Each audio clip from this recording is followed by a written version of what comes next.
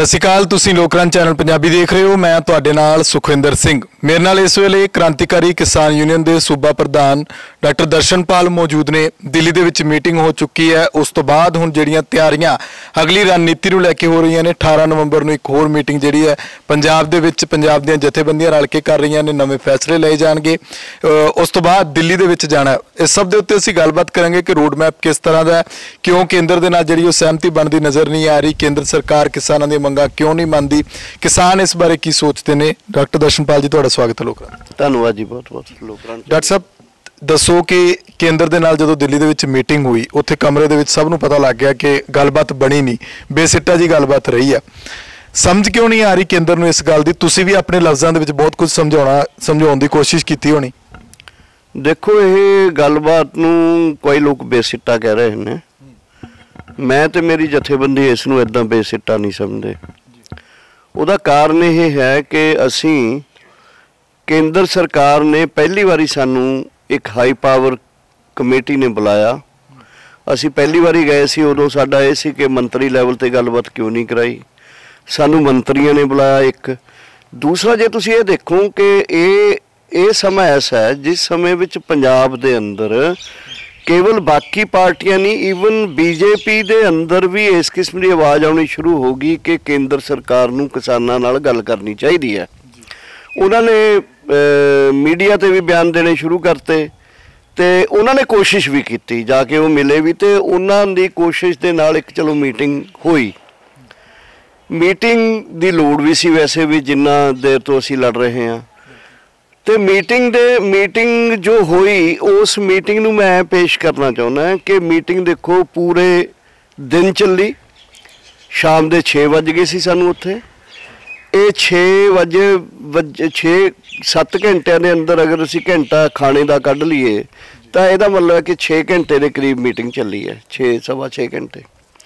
इस मीटिंग के दौरान एक जिहड़ी मैं तां इस नूं बेसिट्टा नहीं कहंदा कि यह पंजाब दे किसान जथेबंदियां ने जिस अनुशासन, जिस तरीके अते जिस संखेप रूप दे विच बल्कि मुद्दिआं नूं बकायदा अंकड़िਆਂ राहीं, बकायदा संकल्पां राहीं ते बकायदा बहुत विचार चर्चा के दौरान जिवें साढ़े 6 मसले असी अपने चार्टर च लैके गए सी, उन्हां 6 ਦੇ 6 मुद्दिआं दे उत्ते जो असी उत्थे व्याख्या की, जो समझाउण दी कोशिश की, असी कहने आ कि असी केंद्र सरकार दे पाले दे विच अपनी बाल रखा है। केंद्र सरकार दे पाले दे अंदर असी एक अपना बीज आए, ਜਿਹੜਾ बीज हुण साडे संघर्ष, साडी एकता, साडी दृढ़ता, साडी लगन, साडी लगातारता दे नाल एक वधिया बूटे दे रूप विच उग सकदा है। वो बशर्ते कि केंद्र सरकार है जिहड़ी वो भी कुछ होर पॉजिटिव रुख नाल अगे आवे। सो इस करके मैं ये कहना कि ये जिहड़ा माहौल बनया, ईवन ये जिहड़ा बल्कि केंद्र सरकार के मंत्रियों ने भी ये कहना पिया कि आपां गलबात अगे जारी रखांगे।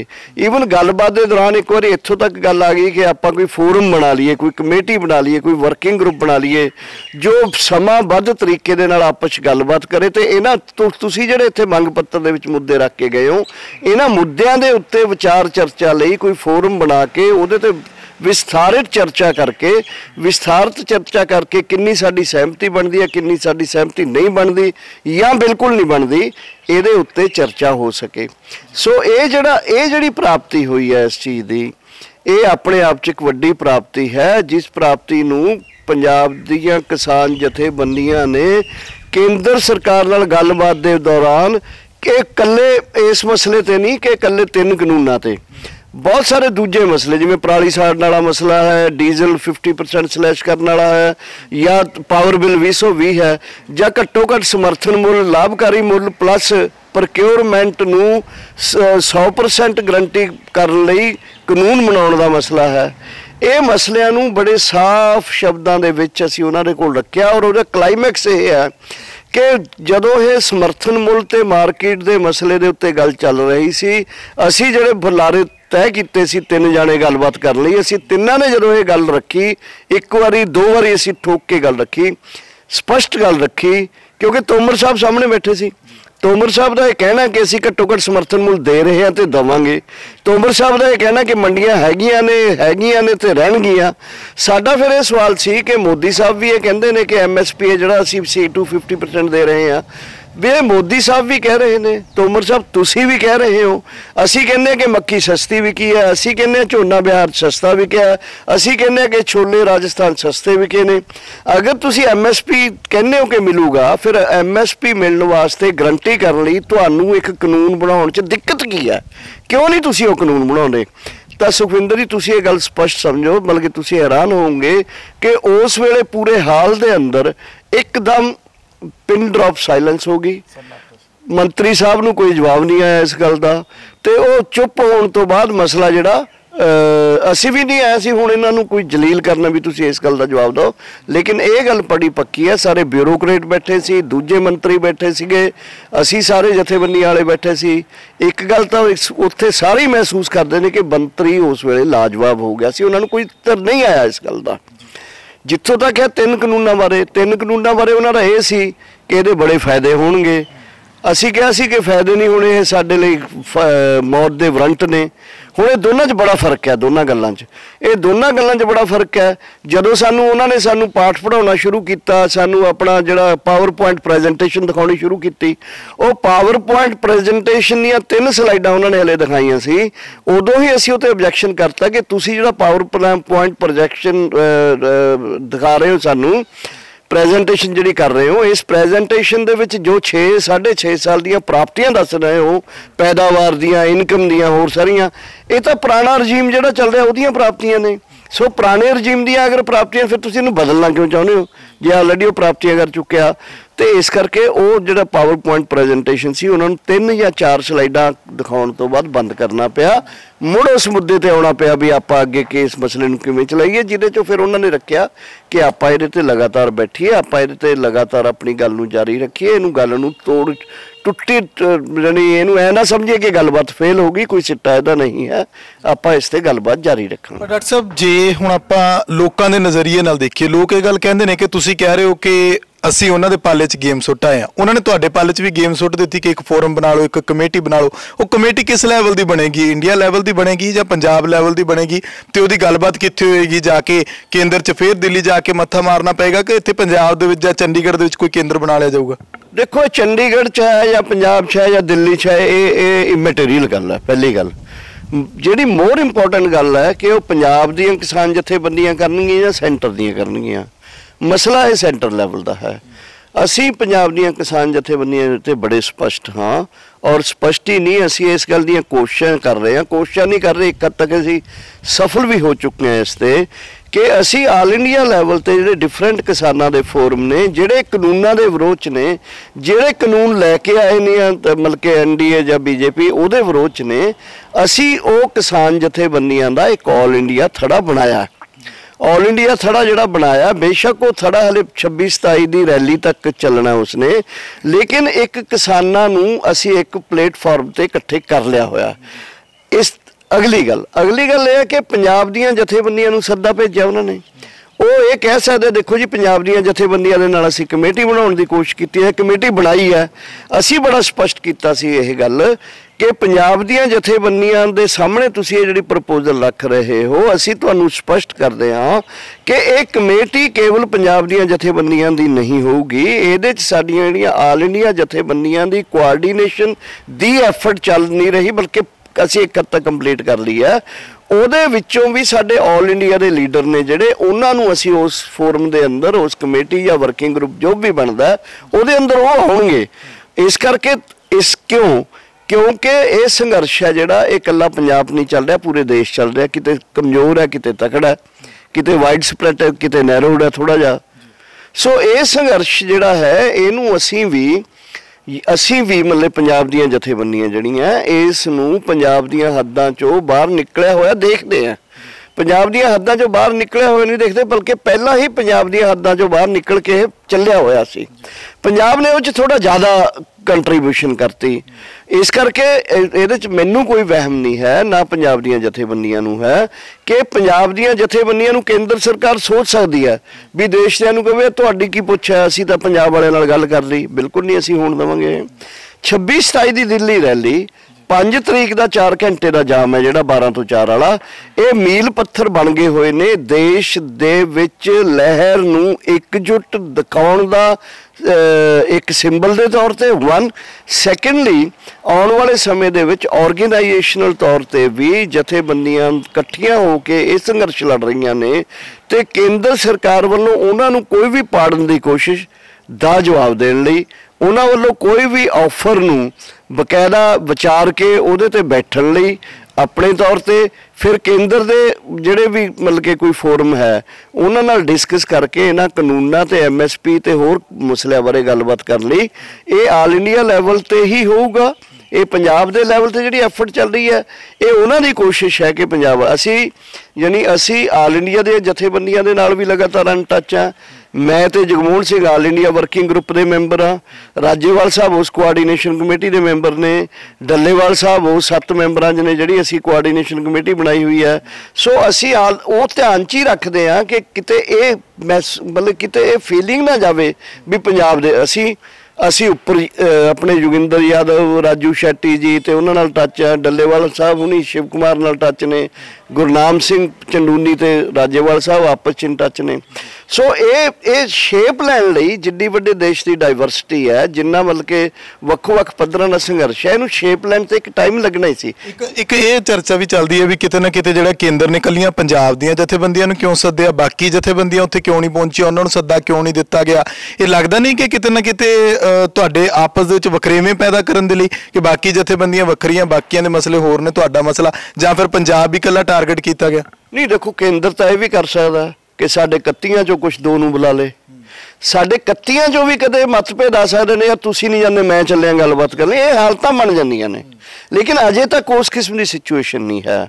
ਅਜੇ ਤੱਕ ਪੰਜਾਬ ਦੀਆਂ ਜਥੇਬੰਦੀਆਂ ਵੀ ਇਕੱਠੀਆਂ ਨੇ, ਪੰਜਾਬ ਦੀਆਂ 31 ਜਥੇਬੰਦੀਆਂ ਆਲ ਇੰਡੀਆ ਲੈਵਲ ਤੇ 500 ਜਥੇਬੰਦੀਆਂ ਦਾ ਹਿੱਸਾ ਨੇ। ਲੇਕਿਨ ਇੱਕ ਸੁਖਵਿੰਦਰ ਹਰ ਚੀਜ਼ ਨੂੰ ਸ਼ੇਪ ਲੈਣ ਲਈ, ਹਰ ਚੀਜ਼ ਨੂੰ ਜੰਮਣ ਲਈ, ਹਰ ਚੀਜ਼ ਨੂੰ ਵਿਕਸਿਤ ਹੋਣ ਤੇ ਥੋੜਾ ਸਮਾਂ ਤੇ ਹਾਲਤਾਂ ਚਾਹੀਦੀਆਂ ਹੁੰਦੀਆਂ ਨੇ। ਉਸ ਇੱਕ ਤਰ੍ਹਾਂ ਦਾ ਇਹ ਕਹਿ ਲਓ ਉਸ ਇੱਕ ਤਰ੍ਹਾਂ ਦੇ ਦੌਰ ਦੇ ਵਿੱਚੋਂ ਅਸੀਂ ਜਿਹਨੂੰ ਕਹਿੰਦੇ ਆ ਲੰਘ ਰਹੇ ਹਾਂ, ਜਿਸ ਦੌਰ ਨੂੰ ਆਪਾਂ ਕਹਿੰਦੇ ਹਾਂ ਕਿ ਟਰਾਂਸਫਰਮੇਟਰੀ ਪੀਰੀਅਡ ਹੈ, ਟ੍ਰਾਂਜੀਸ਼ਨਲ ਪੀਰੀਅਡ ਹੈ। ਇਸ ਟ੍ਰਾਂਜੀਸ਼ਨਲ ਪੀਰੀਅਡ ਦੇ ਅੰਦਰ ਤੁਸੀਂ ਆਉਣ ਵਾਲੇ ਸਮੇਂ 'ਚ ਦੇਖੋਗੇ ਕਿ ਸੰਘਰਸ਼ ਵੀ ਆਲ ਇੰਡੀਆ ਲੈਵਲ ਤੇ ਮੈਂ ਤਾਂ ਪਹਿਲਾਂ ਤੋਂ ਕਹਿ ਰਿਹਾ ਚੱਲ ਰਿਹਾ ਜਿਹੜਾ ਦਿਖਾਈ ਨਹੀਂ ਦੇ ਰਿਹਾ ਉਹ 'ਚ ਕਈ ਤਾਂ ਕੋਵਿਡ ਦੇ ਕਾਰਨ ਵੀ ਨੇ। ਨਹੀਂ ਤਾਂ ਜੇ ਕੋਵਿਡ ਨਾ ਹੁੰਦੀ ਅਸੀਂ ਹੁਣ ਨੂੰ ਵੱਡੇ ਵੱਡੇ ਪ੍ਰੋਗਰਾਮ ਸਟੇਟ ਕੈਪੀਟਲ ਤੇ ਦੇਸ਼ ਦੀ ਕੈਪੀਟਲ 'ਚ ਕਰ ਚੁੱਕੇ ਹੁੰਦੇ, ਉਹ ਵੀ ਕਾਰਨ ਨੇ। ਦੂਸਰਾ ਕਾਰਨ ਇਹ ਕਿ ਇਹ ਮੁੱਦਾ ਹੈ ਜਿਹੜਾ ਇਹ 3 ਕਾਨੂੰਨਾਂ ਵਾਲਾ, ਇਹ ਮੁੱਦਾ ਪੰਜਾਬ ਤੇ ਹਰਿਆਣੇ ਦੇ ਕਿਸਾਨਾਂ ਤੇ ਬਿਹਾਰ ਦੇ ਕਿਸਾਨਾਂ ਲਈ ਥੋੜਾ ਫਰਕ ਹੈ ਇਹਦੇ 'ਚ ਫੀਲਿੰਗ 'ਚ ਵੀ। ਸੋ ਇਹਨੂੰ ਆਲ ਇੰਡੀਆ ਸ਼ੇਪ ਦੇਣ ਵਾਸਤੇ ਜਿਹੜਾ ਦੌਰ ਚੱਲ ਰਿਹਾ ਟ੍ਰਾਂਜੀਸ਼ਨ ਦਾ ਦੌਰ, ਉਹ 'ਚ ਆਰਗੇਨਾਈਜੇਸ਼ਨਲ ਵੀ ਤੇ ਮੁੱਦਿਆਂ ਦੇ ਤੌਰ ਤੇ ਵੀ ਆਉਣ ਵਾਲੇ ਸਮੇਂ ਦੇ ਅੰਦਰ ਇਹ ਸੰਘਰਸ਼ ਦੇਖੋ ਹੁਣ 26-27 ਦਾ ਸੰਘਰਸ਼ ਹੈ। ਪਹਿਲਾਂ ਤੁਹਾਨੂੰ ਯਾਦ ਹੋਊਗਾ ਅਸੀਂ ਬਾਕੀ ਮਸਲਿਆਂ ਤੇ ਇੱਕ ਕੁੱਲ ਹਿੰਦ ਪੱਧਰ ਤੇ ਗ੍ਰਾਮੀਣ ਭਾਰਤ ਬੰਦ ਦਾ ਸੱਦਾ ਦਿੱਤਾ ਸੀਗਾ, ਉਹ ਸੱਦਾ ਬਹੁਤ ਕਾਮਯਾਬ ਹੋਇਆ ਸੀ। ਹੁਣ ਅਸੀਂ 5 ਤਰੀਕ ਦਾ ਚੱਕਾ ਜਾਮ, ਦੇਖੋ ਚੱਕਾ ਜਾਮ ਦਾ ਜਿਹੜਾ ਆਈਡੀਆ ਸੀ ਇਹ ਕੁਰੂਕਸ਼ੇਤਰ ਦੀ ਗੁਰਨਾਮ ਸਿੰਘ ਤੇ ਰਾਜੇਵਾਲ ਉਹਨਾਂ ਦੀ ਮੀਟਿੰਗ 'ਚੋਂ ਉੱਭਰਿਆ ਸੀਗਾ। ਇਸ ਨੂੰ ਕਿਸਾਨ ਮਹਾ ਸੰਘ ਵਾਲਿਆਂ ਨੇ ਵੀ ਅਡਾਪਟ ਕਰ ਲਿਆ, ਅਸੀਂ ਕੁੱਲ ਹਿੰਦ ਕਿਸਾਨ ਸੰਘਰਸ਼ ਤਾਲਮੇਲ ਕਮੇਟੀ ਨੇ ਵੀ ਅਡਾਪਟ ਕਰ ਲਿਆ। ਉਹ ਪੂਰੇ ਦੇਸ਼ ਚੱਕਾ ਜਾਮ ਹੋਇਆ। ਉਹ ਕਿਤੇ ਸਾਡੇ ਇੱਕ ਜ਼ਿਲ੍ਹੇ 'ਚ 9 ਜਗ੍ਹਾ ਹੋਇਆ, ਹੋ ਸਕਦਾ ਕਿਸੇ ਸੂਬੇ 'ਚ ਸਾਮ ਵਰਗੇ 'ਚ ਟੋਟਲ 10 ਜਗ੍ਹਾ ਹੋਇਆ ਹੋਵੇ।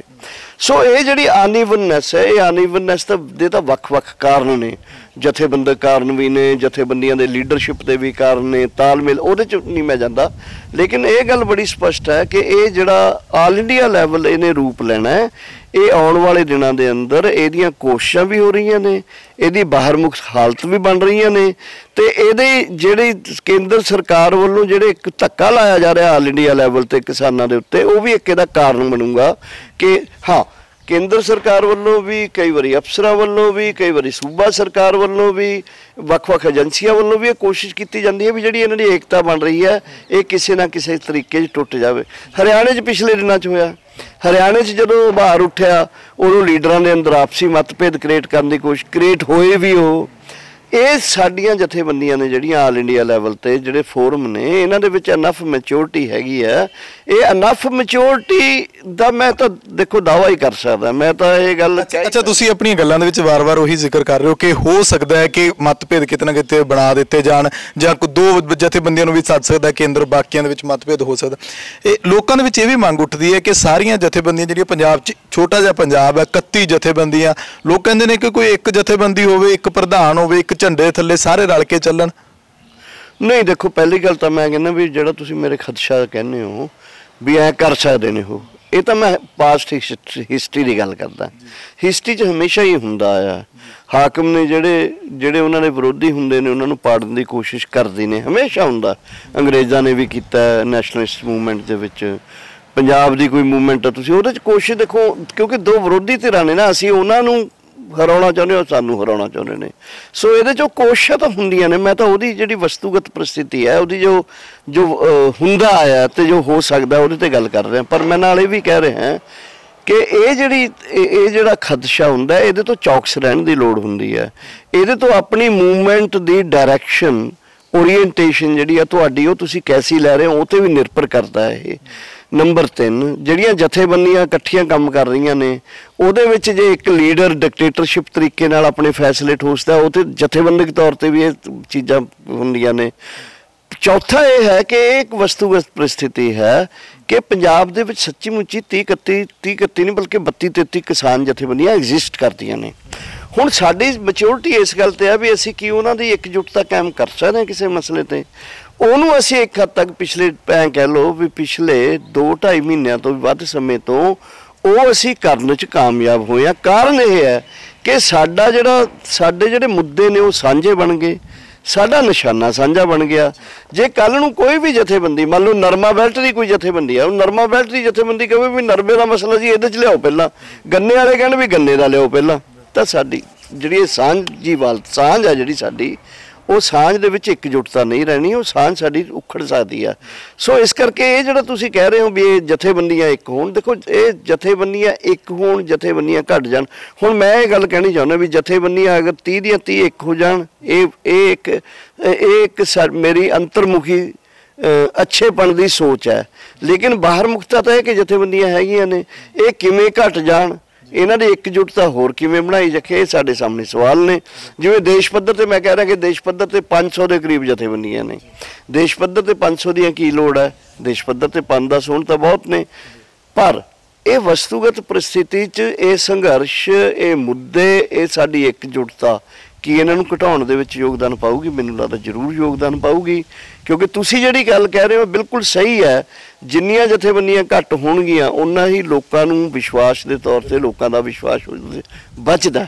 ਲੋਕਾਂ ਨੂੰ ਕਈ ਵਾਰ ਲੱਗਦਾ ਪਤਾ ਨਹੀਂ ਲੀਡਰਸ਼ਿਪ ਆਪਣੀ ਲੀਡਰ ਆਪਣੀ ਲੀਡਰਸ਼ਿਪ ਵਾਸਤੇ ਹੀ ਜਥੇਬੰਦੀਆਂ ਬਣਾਈ ਜਾਂਦੇ ਨੇ। ਇਹ ਵੀ ਮੈਂ ਜਾਣਦਾ ਕਿ ਇਹ ਵੀ ਕਿਸਾਨੀ ਪਛੜੀ ਹੋਈ ਮਾਨਸਿਕਤਾ ਵਾਲੀ ਜਮਾਤ ਹੈ, ਉਹਦੇ 'ਚ ਕਈ ਵਾਰੀ ਇਹ ਵੀ ਦੇਖਣ ਨੂੰ ਮਿਲਦਾ। ਪਰ ਪੰਜਾਬ ਦਾ ਇੱਕ ਸੂਬਾ ਐਸਾ ਜਾਂ ਆਉਣ ਵਾਲਾ ਸਮਾਂ ਐਸਾ ਪੂਰੇ ਦੇਸ਼ ਲਈ ਹੈ ਵੀ ਕਿਸਾਨ ਲੀਡਰਸ਼ਿਪ ਇਹਨਾਂ ਮਸਲਿਆਂ ਤੇ ਬਹੁਤ ਸੰਜੀਦਗੀ ਨਾਲ, ਇਮਾਨਦਾਰੀ ਨਾਲ, ਬਹੁਤ ਫਿਕਰਮੰਦ ਤਰੀਕੇ ਦੇ ਨਾਲ ਸੋਚ ਰਹੀ ਹੈ। ਡਾਕਟਰ ਸਾਹਿਬ, 18 ਨਵੰਬਰ ਨੂੰ ਤੁਹਾਡੀ ਫਿਰ ਮੀਟਿੰਗ ਹੋਣ ਜਾ ਰਹੀ ਹੈ। ਉਹ ਮੀਟਿੰਗ ਦੇ ਵਿੱਚ ਕਿਹੜੇ ਨੁਕਤੇ ਜਿਹੜੇ ਵਿਚਾਰੇ ਜਾਣਗੇ? ਜਿਹੜਾ ਕੇਂਦਰ ਨੇ ਜਿਹੜਾ ਕਮੇਟੀ ਬਣਾਉਣ ਦਾ ਜਿਹੜਾ ਤੁਹਾਨੂੰ ਕਿਹਾ, ਉਹਦੇ ਉੱਤੇ ਗੱਲਬਾਤ ਹੋਏਗੀ। ਦੂਜੀ ਗੱਲ, ਉਹਦੇ ਵਿੱਚ ਇਹ ਗੱਲ ਹੋਏਗੀ ਕਿ ਅਗਲੀ ਵਾਰ ਜਿਹੜਾ ਹੁਣ ਕੇਂਦਰ ਦੇ ਨਾਲ ਗੱਲਬਾਤ ਕਰਨੀ, ਦਿੱਲੀ ਨਹੀਂ ਚੰਡੀਗੜ੍ਹ ਨੂੰ ਚੁਣਿਆ ਜਾਵੇ, ਉੱਥੇ ਗੱਲਾਂ ਬਾਤਾਂ ਹੋਣ। ਨਾਲੇ ਲੋਕ ਇਹ ਗੱਲ ਕਹਿੰਦੇ ਨੇ ਕਿ ਕਿੰਨੀਆਂ ਗੱਲਾਂ ਬਾਤਾਂ ਕਰਨ ਜਾਓਗੇ? ਉਹਨਾਂ ਨੇ ਤਾਂ ਸਾਲ ਭਰ, 2 ਸਾਲ, 5 ਸਾਲ ਸੱਦੀ ਜਾਣਾ, 6-6 ਮਹੀਨਿਆਂ ਬਾਅਦ ਜਾਓ ਉੱਥੇ, ਇੱਥੇ ਸੰਘਰਸ਼ ਕਰੀ ਜਾਓ, ਨਾਲੇ ਲੋਕ ਪਰੇਸ਼ਾਨ ਇੱਥੇ ਹੁੰਦੇ ਨੇ। ਨਹੀਂ ਦੇਖੋ, ਇੱਕ ਮੈਂ ਪਹਿਲਾਂ ਵੀ ਕਿਹਾ ਕਿ ਚੰਡੀਗੜ੍ਹ ਗੱਲਬਾਤ ਹੁੰਦੀ ਹੈ, ਦਿੱਲੀ ਹੁੰਦੀ ਹੈ ਇਮੈਟੀਰੀਅਲ, ਨੰਬਰ 1। ਨੰਬਰ 2, ਕੀ ਸੱਚੀ ਮੁੱਚੀ ਮੁੱਦੇ ਸਾਡੇ ਹੈਗੇ ਨੇ ਖੇਤੀ ਦੇ? ਉਹ ਅਸਲ 'ਚ ਗੱਲ ਉਹ ਹੈ। ਅਗਰ ਉਹ ਮੁੱਦੇ ਹੈਗੇ ਨੇ ਤਾਂ ਉਹਦੇ 'ਚ ਸੰਘਰਸ਼ ਵੀ ਲਾਜ਼ਮੀ ਹੈ, ਉਹਦੇ 'ਚੋਂ ਗੱਲਬਾਤ ਵੀ ਲਾਜ਼ਮੀ ਹੈ। ਅਗਰ ਮੁੱਦੇ ਹੈਗੇ ਨੇ ਤੇ ਮੁੱਦੇ ਸਾਡੇ ਲਈ ਨੁਕਸਾਨਦਾਇਕ ਨੇ ਜਾਂ ਮੁੱਦੇ ਸਾਡੇ ਲਈ ਫਿਕਰਮੰਦੀ ਵਾਲੀ ਗੱਲ ਨੇ, ਤਾਂ ਕਿਸਾਨ ਜਥੇਬੰਦੀਆਂ ਨੂੰ ਇਸ ਮਸਲੇ ਦੇ ਬਾਰੇ ਨਹੀਂ ਹੈ ਕਿ ਉਹ ਸ਼ਿਮਲੇ ਗੱਲ ਹੁੰਦੀ ਹੈ, ਚੰਡੀਗੜ੍ਹ ਹੁੰਦੀ ਹੈ, ਗੁਹਾਟੀ 'ਚ ਹੁੰਦੀ ਹੈ, ਇਹ ਗੱਲ ਨਹੀਂ। ਸਪੋਜ਼ ਕੱਲ੍ਹ ਨੂੰ ਆਲ ਇੰਡੀਆ ਦਾ ਮਸਲਾ ਅਸੀਂ ਜਿਵੇਂ ਕਹਿ ਰਹੇ 26-27 ਤੋਂ ਬਣ ਜਾਂਦਾ, ਫਿਰ ਕਿਉਂ ਅਸੀਂ ਕਹਾਂਗੇ ਵੀ ਚੰਡੀਗੜ੍ਹ ਆਓ ਜੀ, ਕਿਉਂ ਨਹੀਂ ਪਟਨੇ ਵਾਲੇ ਕਹਿਣਗੇ ਪਟਨੇ ਆਓ? ਸੋ ਇਹ ਤਾਂ ਮਸਲਾ ਇਸ ਕਿਸਮ ਦਾ ਹੈ, ਕੇਂਦਰ ਸਰਕਾਰ ਨਾਲ ਜੁੜਿਆ ਹੋਇਆ ਹੈ। ਦੇਖੋ ਸਾਰੇ ਦੇ ਸਾਰੇ ਮਸਲੇ ਅੱਜ ਖੇਤੀਬਾੜੀ ਦੇ ਪੰਜਾਬ ਸਰਕਾਰ ਬੇਸ਼ੱਕ ਸਟੇਟ ਸਬਜੈਕਟ ਹੈ, ਲੇਕਿਨ ਮੁੱਦੇ ਚਾਹੇ MSP ਦਾ, ਪਾਵਰ ਬਿੱਲ ਦਾ ਹੈ, ਚਾਹੇ 3 ਕਾਨੂੰਨਾਂ ਦਾ ਹੈ, ਚਾਹੇ ਡੀਜ਼ਲ ਸਬਸਿਡੀ ਦਾ ਹੈ, ਜਾਂ ਕਮਿਸ਼ਨ ਜਿਹੜਾ ਬਣਾਇਆ ਪੋਲਿਊਸ਼ਨ ਦਾ ਇਹਦੇ ਬਾਰੇ ਹੈ। ਇਹ ਸਾਰੇ ਦੇ ਸਾਰੇ ਮਸਲੇ ਸਾਡੇ ਸੈਂਟਰ ਨਾਲ ਜੁੜੇ ਹੋਏ ਨੇ। ਅਗਲੀ ਗੱਲ ਇਹ ਹੈ ਵੀ 18 ਤਰੀਕ ਦੀ ਮੀਟਿੰਗ ਹੈ ਜਿਹੜੀ, ਉਹ ਦੇਖੋ 18 ਤਰੀਕ ਦੀ ਮੀਟਿੰਗ ਦੇ ਵਿੱਚ ਇੱਕ ਤਾਂ ਅਸੀਂ ਰਿਵਿਊ ਕਰਾਂਗੇ ਜਿਹੜੀ ਸਾਡੀ ਮੀਟਿੰਗ ਹੋਈ ਹੈ, ਨੰਬਰ 1। ਨੰਬਰ 2 ਜੋ ਸਾਡੇ ਪ੍ਰੋਗਰਾਮ ਚੱਲ ਰਹੇ ਨੇ ਉਹਨਾਂ ਦੇ ਬਾਰੇ ਸੋਚਾਂਗੇ। ਨੰਬਰ 3 ਜਿਹੜਾ 26-27 ਦਾ ਦਿੱਲੀ ਚਲੋ ਪ੍ਰੋਗਰਾਮ ਹੈ ਉਹਦੀ ਠੋਸ ਰਣਨੀਤੀ ਜਾਂ ਠੋਸ ਉਹਦਾ ਯੋਜਨਾਬੰਦੀ ਹੈ ਜਿਹੜੀ ਉਹ ਕਰਾਂਗੇ। ਸੋ 18 ਤਰੀਕ ਦੀ ਮੀਟਿੰਗ ਸਾਡੀ ਇੰਪੋਰਟੈਂਟ ਹੈ।